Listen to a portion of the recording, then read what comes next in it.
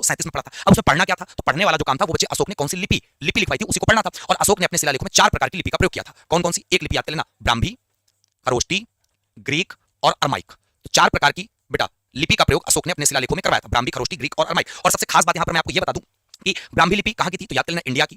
खरोष्टी लिपि कहां पर आज के टाइम पर है? पाकिस्तान की। और जो ग्रीक और अरमाइक के दोनों की बात आती है तो ये दोनों की दोनों लिपियां कहां की मेरे प्यारे बच्चे? तो याद कर लेना अफगानिस्तान। क्लियर है? तो इस प्रकार आपको इतना याद कर लेना बहुत अच्छे से, किसने खोज की, किसने सबसे पहले लिपि पढ़ी, कितने प्रकार की लिपि का प्रयोग हुआ है। जबरदस्त, ये हो गई लिपि। अब अगर आपसे कह दिया जाए अभिलेखों की भाषा कैसी थी, जब आपसे लिपि पूछी जाए तो आप ये बताओगे, जब आपसे भाषा पूछी जाए अशोक के शिलालेखों की, अभिलेखों की, तो भाषा आप बताओगे प्राकृत। तो इस प्रकार पेपर में सवाल आता है तो जबरदस्त तरीके से आप बता ले जाओगे, 1% आपसे गलती नहीं होनी है। क्लियर है? हाँ क्लियर मेरे प्यारे बच्चे?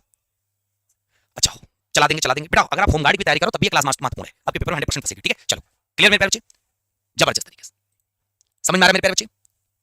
अब बच्चे बात करते हैं आगे तरफ। अब यहाँ पे सबसे पहले बात कर लेते हैं अशोक के शिलालेखों की। तो जब अशोक के शिलालेखों की बात करेंगे तो पेपर में सवाल बहुत अच्छे से आते हैं। क्या आते हैं मेरे प्यारे बच्चे? तो देख लो अशोक के शिलालेख, कितने शिलालेख हमने बताया आपको? तो अशोक के शिलालेख की संख्या हमने आपको बताई मेरे प्यारे बच्चे 14 है। कितनी है? 14। लेकिन क्या आपको 14 याद करने? नहीं, मैं बता दे रहा हूं। पहला शिलालेख आपको याद करना है। क्यों? क्योंकि इसमें कहा गया पशुबल की मनाही, मतलब पशुबल, अगर कोई पशु को मारता है तो उसकी निंदा की गई है। पहले शिलालेख में ये कहा गया, ये याद करना है। दूसरे शिलालेख भी आपको याद करना है, मनुष्य और पशु दोनों की चिकित्सा व्यवस्था की गई है। मतलब अगर चाहे मनुष्य हो चाहे कोई पशु हो, अगर दोनों के दोनों अगर किसी प्रकार से बीमार हैं तो उनके लिए मेडिकल फैसिलिटी अवेलेबल कराई गई है। ये अशोक ने अपने शिलालेख में लिखवाया था, तो मतलब ये चीजें चलती थी। ठीक। तीसरा शिलालेख, इसमें राजकीय अधिकारियों को आदेश दिया गया है वे हर 5वें वर्ष जनता के पास जाएं, इसमें कुछ धार्मिक नियमों का भी उल्लेख है। ये इतना इंपॉर्टेंट नहीं है, बस याद कर लेना। चौथा शिलालेख, इसमें कठोर दंड की जगह क्षमादान की घोषणा की गई है, ये भी कम इंपॉर्टेंट है, याद पढ़ लेना। पांचवा शिलालेख, इसमें धर्म महापात्रों, ये पेपर में सवाल इंपॉर्टेंट है कि इसमें बौद्ध धर्म के प्रचार प्रसार के लिए धर्म महापात्र की नियुक्ति की जानकारी मिलती है। किस शिलालेख में? 5वें शिलालेख में। छठे में देख लो, इसमें आत्मनियंत्रण की शिक्षा दी गई है, मतलब सेल्फ कंट्रोल करना है। क्लियर? तो ये चीज बहुत अच्छे से याद कर लेना। ठीक है, चलो नेक्स्ट मेरे प्यारे बच्चे। फिर उसके बाद 7वां और 8वें शिलालेख में अशोक ने अपनी अशोक के तीर्थ यात्रा का उल्लेख, मतलब जो अशोक ने तीर्थ यात्रा करी उसके बारे में 7वां और 8वां में उल्लेख है, ये इंपॉर्टेंट है मेरे प्यारे बच्चे, याद कर लेना। ठीक है, इसके बाद मेरे प्यारे बच्चे आगे की तरफ देखो, नवा शिलालेख क्या है? नवा शिलालेख है इसमें सच्चे धर्म की श्रेष्ठता का उल्लेख है, कम इंपॉर्टेंट है। फिर उसके बाद मेरे प्यारे बच्चे 10वां शिलालेख देख लो। तो 10वां शिलालेख क्या कह रहा है?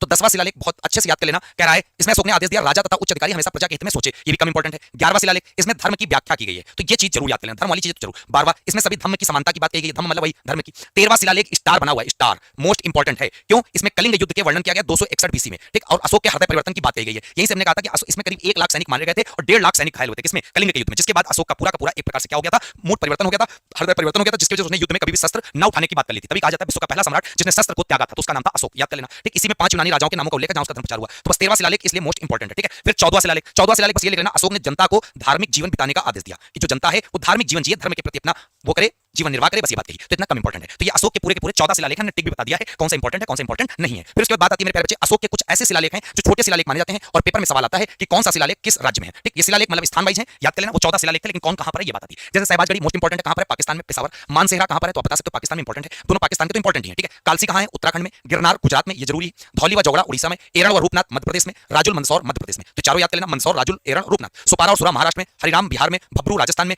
भब्रू जरूर इंपॉर्टेंट है, कहां पे? राजस्थान में। मस्की, गोवीमठ, ब्रह्मगिरी, जटिंगर, कोप्पल, गोवीमठ कर्नाटक में। सारनाथ यूपी में। और मेरे प्यारे बच्चे एक और याद कर लेना, यूपी में कौन सा है? सारनाथ। और एक याद कर लेना यूपी में और स्तंभ शिलालेख, लघु शिलालेख, जिसका नाम है अहरौरा। क्या नाम है? अहरौरा। तो इतने जो है एक प्रकार से जबरदस्त तरीके से याद कर लेना। ठीक है, हाँ क्लियर है? तो कुल मिलाके आपको ये बात समझ में आ गई होगी जबरदस्त तरीके से। ठीक। कौन सा लघु शिलालेख कहां है? फिर उसके बाद बात आ जाए मेरे प्यारे बच्चे अशोक के स्तंभ लेख की बात कर लेते हैं। तो जब अशोक के स्तंभ लेख की बात करते हैं तो ये भी मोस्ट इंपॉर्टेंट पेपर में पूछे जाते हैं कि अशोक के स्तंभ लेख से क्या क्या सवाल आते हैं। तो जरा जान लेते हैं अशोक के स्तंभ लेखों की बात। ठीक है। तो जब अशोक के स्तंभ लेख की बात करते हैं तो अशोक के स्तंभ लेख हमने आपको कितने बताए? तो अशोक के स्तंभ लेख हमने बता दिया आपको 7 है। कितने हैं? 7। तो 7 स्तंभ लेख में पहले नंबर पे कौन सा है? प्रयाग स्तंभ लेख। तो याद करना अशोक के बाद समुद्रगुप्त और जहांगीर के लेख भी इसी प्रयाग स्तंभ लेख में मिलते हैं, जो अशोक का ये पहला स्तंभ लेख था, जिसमें अशोक के तो मिलता ही है, साथ में समुद्रगुप्त का जो प्रयाग प्रशस्त लेख कहा जाता है कि इसने जो एक प्रकार से बहुत अच्छे से भारत का नेपोलियन। ठीक है। फिर जहांगीर ने 1605 में प्रयाग स्तंभ स्थापित करवाया था, किसने? तो प्रयाग स्तंभ लेख हो गया। फिर दूसरा याद कर लेना दिल्ली और टोपरा। क्लियर है? दिल्ली टोपरा। तो दिल्ली टोपरा स्तंभ नाम क्यों है? तो बात समझना, टोपरा जो है मेरे प्यारे बच्चे एक शहर है, कहां पे पड़ता है? हरियाणा में। तो जो बाद वाला नाम है ये समझ लेना टोपरा में पहले स्थित था लेकिन ये बाद में दिल्ली लाया गया, किसके द्वारा? फिरोज शाह तुगलक द्वारा इसको दिल्ली लाया गया और इसकी जो ऊंचाई थी वो लगभग 13 मीटर थी। तो इस प्रकार ये बात आपको समझ में यहां पर आ गई होगी जबरदस्त तरीके से, दिल्ली टोपरा वाला। क्लियर है? फिर उसके तीसरे नंबर पर मेरे प्यारे बच्चे ध्यान दीजिएगा, दिल्ली मेरठ। तो दिल्ली मेरठ तो पहले कहां था बच्चे? पहले मेरठ में था लेकिन ये मेरठ से कहां लाया गया? दिल्ली लाया गया। और लाया किसके द्वारा गया? तो याद कर लेना मेरे प्यारे बच्चे एफटी। अब तुम समझोगे एफटी क्या है? एफटी का मतलब फिरोज शाह तुगलक है बच्चे। क्लियर है? याद कर लेना।